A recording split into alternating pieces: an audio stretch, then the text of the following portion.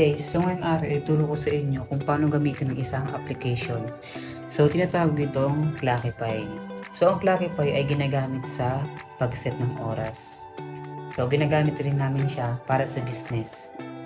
So nag-set ako ng mga oras para malaman ko kung kailan ako nagsimula at kailan ako matatapos. So kapag naka-Android naman tayo, mo tayo sa Play Store at mag-download tayo ng Clockify. So kapag naka-iPhone naman tayo sa App Store. So isa-search natin yung Clockify. So ito siya. Dinunload ko na siya kaganina. So i-open ko na siya. So dito may nakalagay na login. So sa pag-login, kapag may account tayo sa Clockify, i-login na lang natin siya.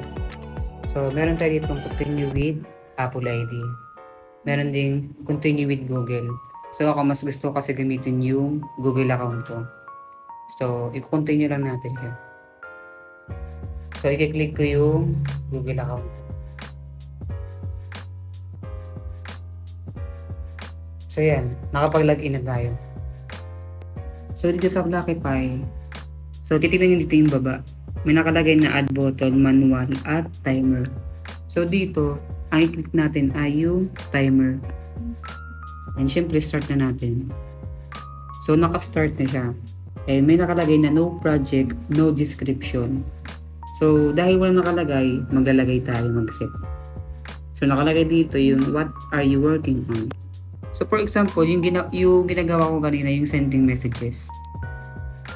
Yung save. So, nakasave na siya. Ayan, kahit walang siya project, basta man nakalagay or nakasulat na kung ano yung ginagawa mo para malaman mo kung ilang oras mo ginugugol yung ginagawa mo sa trabaho.